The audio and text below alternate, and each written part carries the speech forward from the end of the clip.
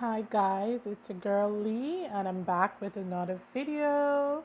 If you're new here, hit that subscribe button and hit that post notification bell so that you will be notified of every video that I post, alright? So today's video, I'm going to be cooking the Trinise Chicken Pelau.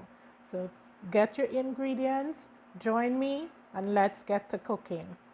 So first I'm going to get this pan all heated. You want it to be very hot. And by the way, this is my style of cooking. This is a one pot. In some Caribbean island, they will call it a one pot. And I think cooking one pot or making one pot, it is so very easy. You know, when you're not in the mood for cooking several dishes, you can just make a one pot. In Guyana, they will call this cook up, but it's not the same method and it's not really the same ingredient and the color, but you will use peas and rice and meat. So we gonna add some vegetable oil and let this, be heated enough because we're going to brown some sugar. Now I don't want you to be afraid in browning the sugar. Actually, you want to get it dark so that the chicken can get the color, and so because you also want it to be dark enough so that when you add the rice and you add the milk, it will have that nice rich dark color. So you want to add your sugar, brown sugar. You want to add it evenly across the pan because some areas tend to caramelize or burn quickly than some area, especially if you have it in clumps in different areas. So you want this to be evenly across the pan. Make sure your stove is on high heat and let this and give this some time to caramelize.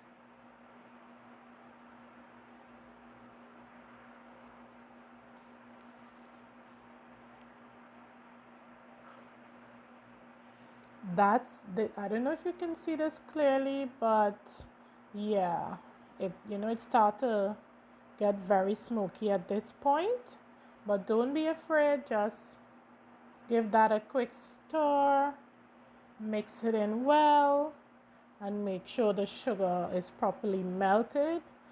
And there you see me added some chicken.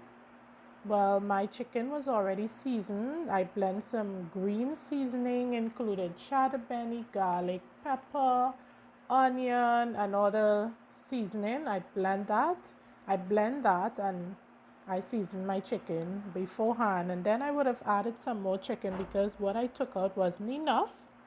So I added a few more pieces, and this is what you get. This is the color you want to have. And we're going to let this sweat a bit, and it's going to produce its own natural juices. So stir it all in, mix it up. Make sure the color is evenly distributed among all the pieces.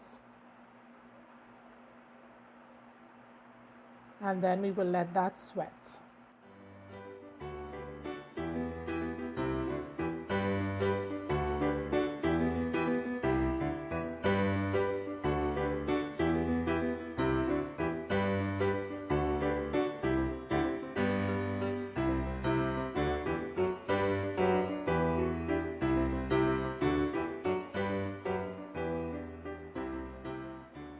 So you see, I'm always checking on it, making sure that it's cooked on either side or that the color is even on either side.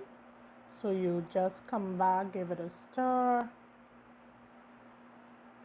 And after you would have let that sweat a bit, you see the color is now more incorporated. It's even, looking a bit more juicy and brown all over.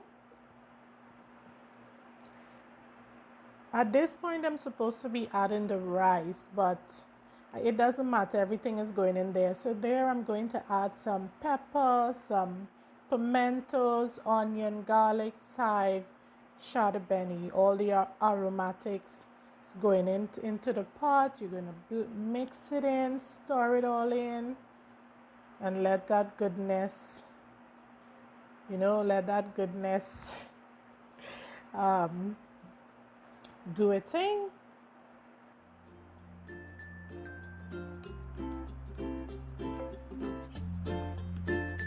That is looking so good.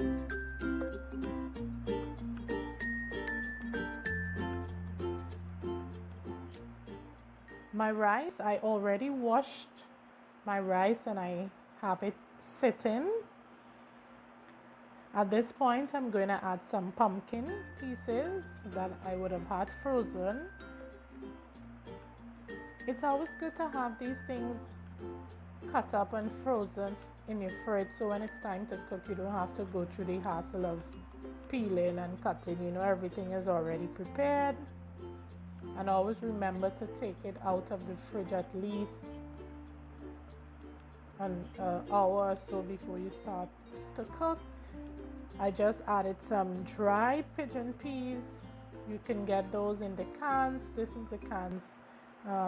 What I've added here is from the cans, so it's much easier because it's already cooked. Give that a quick stir, mix everything in.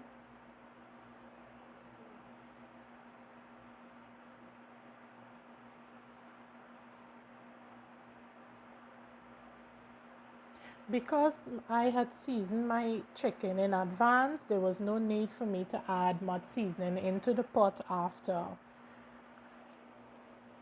I'm now adding my rice. It looks as if it's cooked, but it's not, because it is looking this way because I had washed it and it was, sitting there. So, yeah. Now look how good this is looking. The color is bright. You can see a pigeon pea. Now be sure to put enough peas. Pilau is there must be peas. All right, enough peas. So I added 2 tins. 2 tins. I'm gonna complement this with some coleslaw, and pilau is best eaten with coleslaw or potato salad, but I'm gonna use coleslaw. What I did is that I let this cook in a bit, See, it started to thirst, so it's sticking to the bottom of the pot, and that is what you want. Actually, if you add the rice first, you would have let the rice cook and begin to thirst until you get that stickiness to the bottom, and then you would have added all your aromatics and your pumpkin and so on. But I did it the other way around. Adding some nice rich coconut milk, about 3 cups.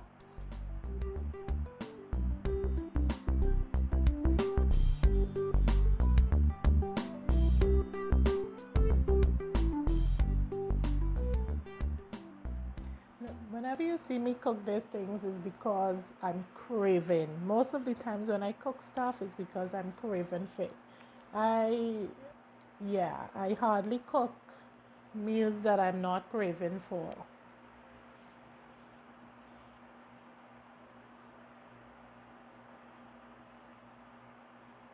So you stir that in, just get rid of all that stickiness to the bottom.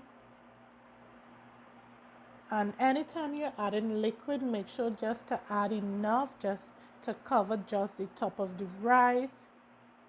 In the beginning, I had my heat on high. There I'm adding some black pepper, about a teaspoon. Make sure to have your heat on high at the beginning, and when you started to add more water, then you lower your heat so that you can steam the rice. That is what you want to do. You want to steam your rice.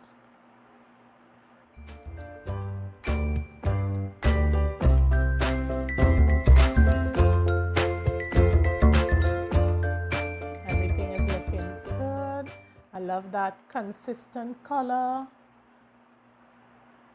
because pilau is brown. We don't want a white pilau, no washout pilau, right?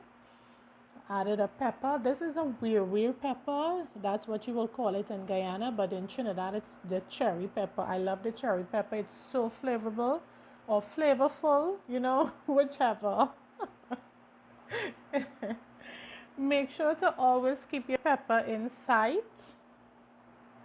You don't want to lose that anyway, and then next you take a bite and it's the pepper.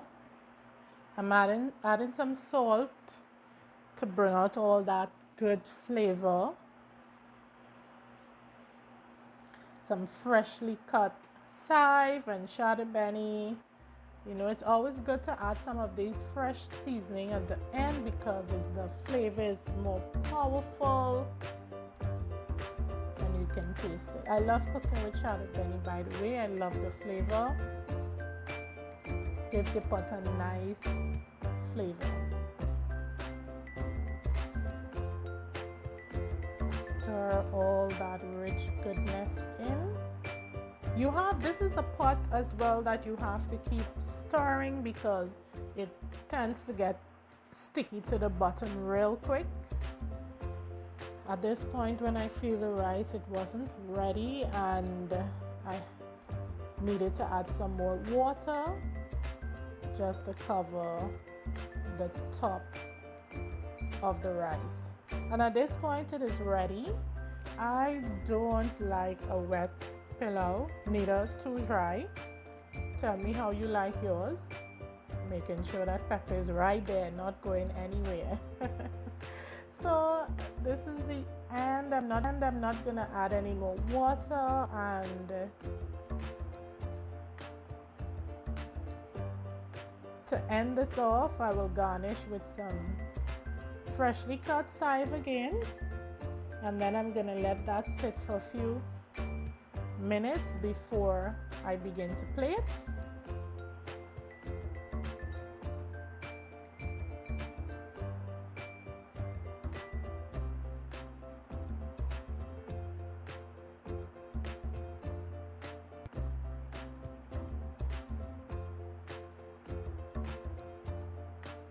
And this is what the finished product looked like, guys. I hope you enjoy. And if you've made it to the end and you haven't subscribed us yet, do so now. And thank you for watching. Until then, stay safe. Bye.